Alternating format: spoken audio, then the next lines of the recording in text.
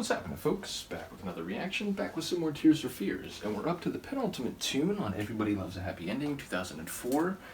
And if you didn't know, I did my first Tears for Fears video reaction. It's on Patreon right now, and I think for another day or so it's still going to be for paid members only, which incidentally, if you didn't know, I put a lot of content on there that has early access for the full members, and then eventually becomes public, and at least some of them end up over here on YouTube, though a lot of the video reactions get blocked because, you know, I don't put filters on it or anything. So in any case, yeah, I did a reaction to Mad World, the original version from The Hurting, so if you're interested in that, check over on Patreon.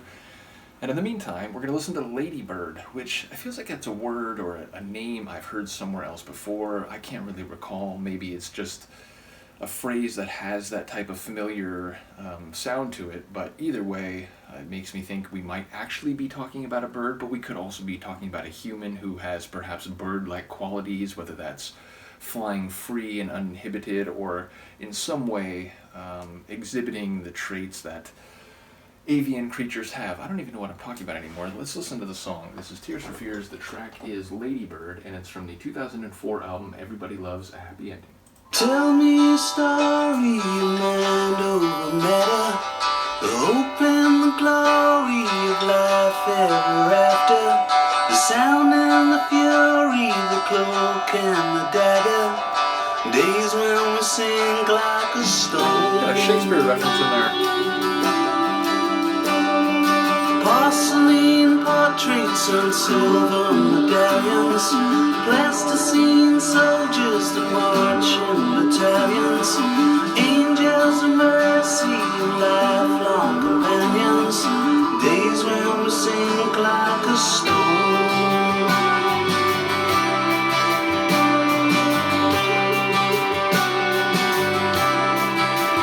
Days when we move somewhere with a different look, where your secret life is an open book, where the love we made was a chance we took, days when we sink like a stone.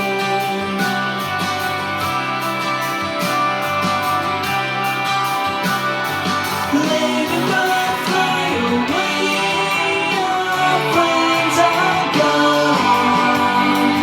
Ladybird, fly away, our house is on fire. Let us be lovers, we'll melt after midnight, hoist up the mainsail and coast through the daylight, twisted like candles that fade in the half-light, days when we sink like a stone. Well, we die sometimes to begin again, when the same old dreams have the same old end, when we lose our mind or we lose our friends, days when we sink like a stone.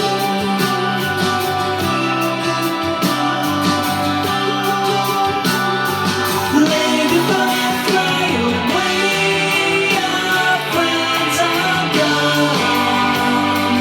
Ladybird, fly away, our house is on fire. Ladybird, fly away, our friends are gone. Ladybird, fly away, our house is on fire.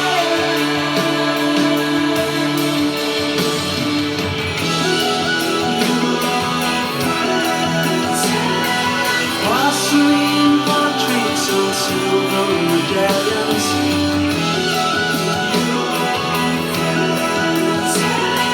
plasticine soldiers that march in battalions,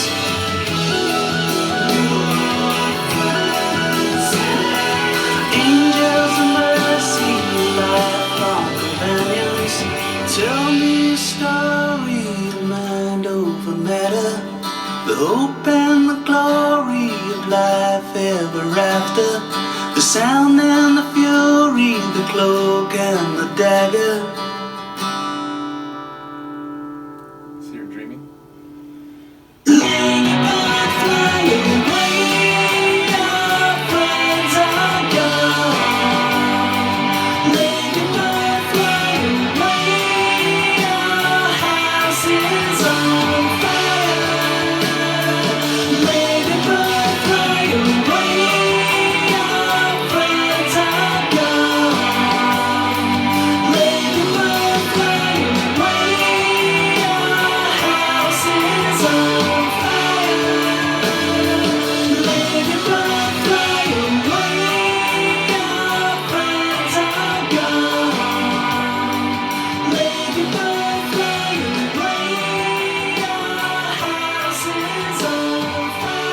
Ladybird, fly away, our house is on fire. Ladybird, fly away, we have no friends. Our friends are gone. I'm curious about the chorus. Obviously, flying away, it fits with the name. We have a lot of cultural phrases being referenced there. Cloak and dagger, obviously a more modern one, but certainly going back at least several decades.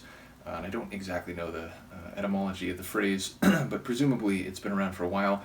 Sound and fury, I mean, we're referencing Shakespeare, Macbeth specifically. Yeah, so I wonder if some of these phrases are directly relevant to whatever narrative is at play, or if it is sort of wordplay on some level.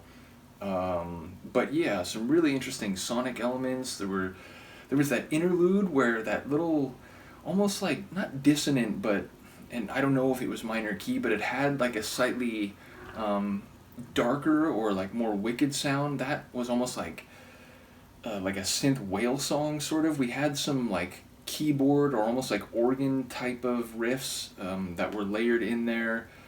And yeah, I enjoyed the vocals on that one, very high and sweet, so a really interesting tune in its parts. I'm not actually sure what it all means or how it comes together, but a really cool track, a false ending, I would say.